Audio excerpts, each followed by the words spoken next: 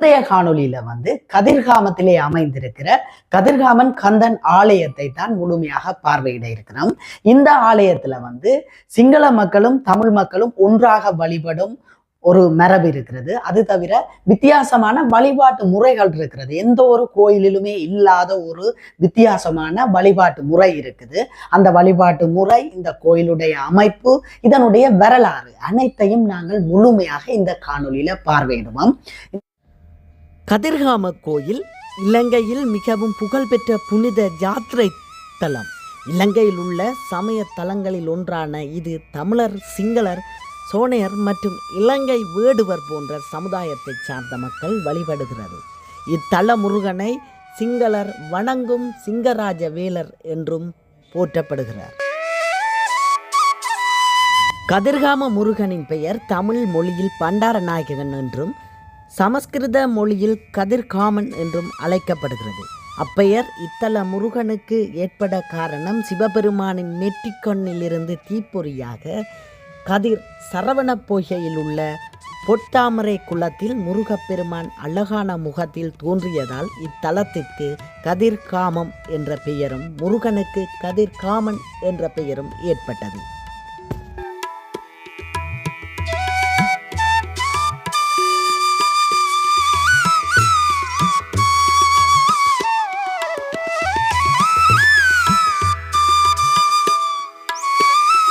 இதில் முன்னுக்கே பார்த்தீங்களான்னு சொன்னால் புத்தர் கோயில் காணப்படுது. இந்த புத்தர் கோயிலின் பின்பகுதியில் தான் நாங்கள் மலைக்கேற பாதை இருக்குது. நாங்கள் இப்போ அந்த மலைக்கேற பாதைக்கு போவோம்.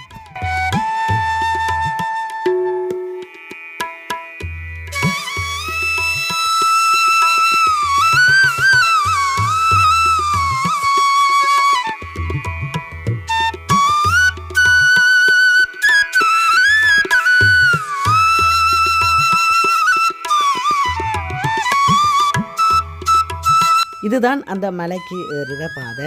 இதில் பார்த்தீங்களன்னு சொன்னால் இந்த படிகளை நாங்கள் ஏறி மேலே போனால் உள்ளுக்கு முழுமையாக மலைக்கு ஏறுற பாதை இருக்குது. நாங்கள் மேலே ஏறி போகணும். போகிறதுக்கு இடையில் பாதைகள் பார்த்தீங்கன்னு சொன்னால் பெரிய பெரிய படிகளாக இருக்கும். எட்ட வச்சு போகணும். இடையில் எங்களுடைய கைகளில் நாங்கள் செல்ஃபோன் அல்லது சாப்பாட்டு பொருட்கள் எதுவும் கொண்டு போகாமல் இருந்தால் குரங்கும் பறிக்கும். அவ்வாறு சந்தர்ப்பங்கள் நிறைய நடந்திருக்கு. உங்களுடைய ஃபோன் எல்லாமே பறிக்கும். நீங்கள் இந்த மலைக்கு ஏறும் பொழுது உங்களுடைய கையடக்க தொலைபேசிகளை கவனமான முறையில் வச்சுருக்கணும். வேறு ஏதும் முக்கியமான பொருட்களாக இருந்தாலும் அதையும் கவனமான முறையில் நீங்கள் கொண்டு போகணும். கட்டாயம் இதுக்குள்ள குரங்குன்ற அட்டகாசம் இருக்கிறதுனால கட்டாயம் உங்களோட கையில் இருந்து பறிக்கும்.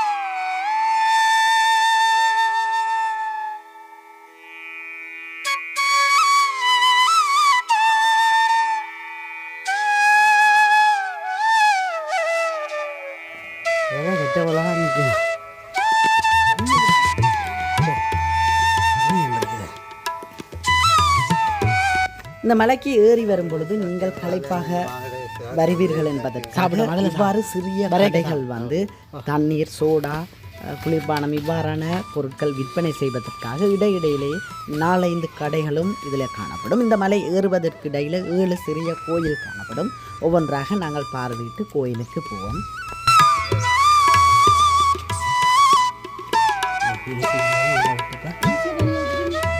இல்லை, நான் தான் சொன்னேன் வீடியோ எடுத்து முன்னுக்க போட்டா நான் திருப்ப போய் பாட்டா எடுத்துட்டுலவா.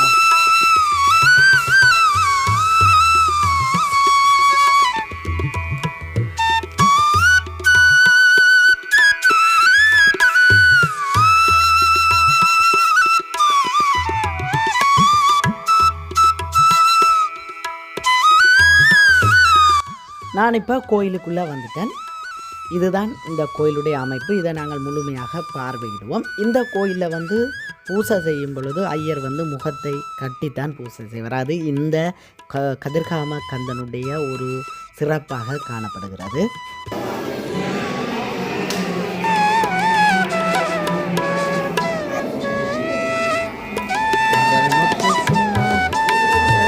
இதில் வந்து நீங்கள் இந்த கோயிலுக்குரிய நூல், சில உங்களுடைய ஞாபகார்த்தத்துக்காக வேண்டிக் கொண்டு வருவதற்காக படங்கள் இவ்வாறான பொருட்கள் விற்பதற்காக அதில் எழுதப்படுகிறது. நீங்கள் உங்களுக்குரிய தேவையான பொருட்களை அதில் வாங்கி கொள்ள முடியும்.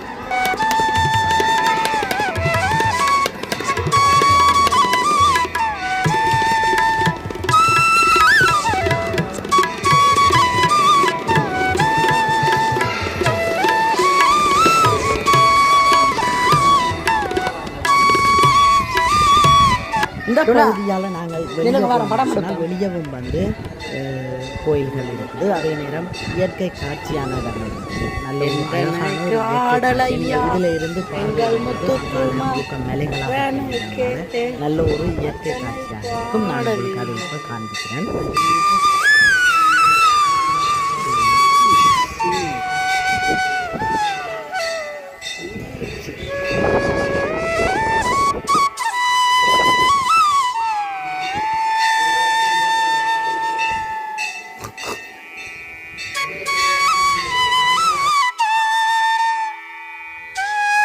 என்னுடைய இந்த காணொலியை பார்வையிட்டு கொண்டிருக்கும் நீங்கள் மறக்காமல் என்னுடைய யூடியூப் தளத்தை சப்ஸ்கிரைப் பண்ணி வச்சுக்கொள்ளுங்க. நான் தொடர்ந்து நிறைய இடங்கள் காணொலி பதிவிடுவேன். நீங்கள் அனைத்தையும் பார்வையிடுவதற்கு அது உதவியாக இருக்கும்.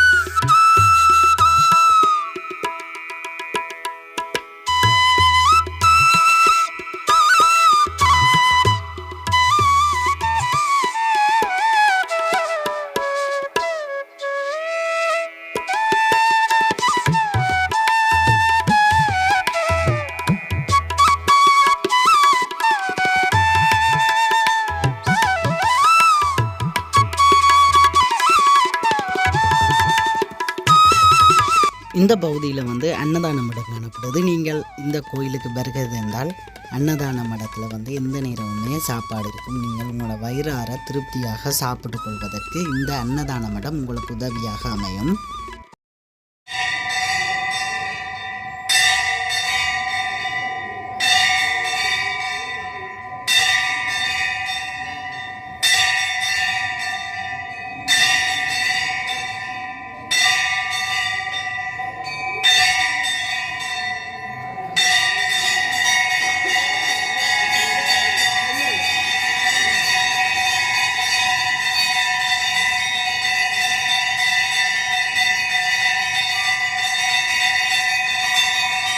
நீங்கள் பார்வையிட்டதுதான் இந்த கோயிலுடைய அமைப்பு வரலாறு அனைத்தையும் நீங்கள் பார்வையிட்டு இருக்கிறீர்கள்.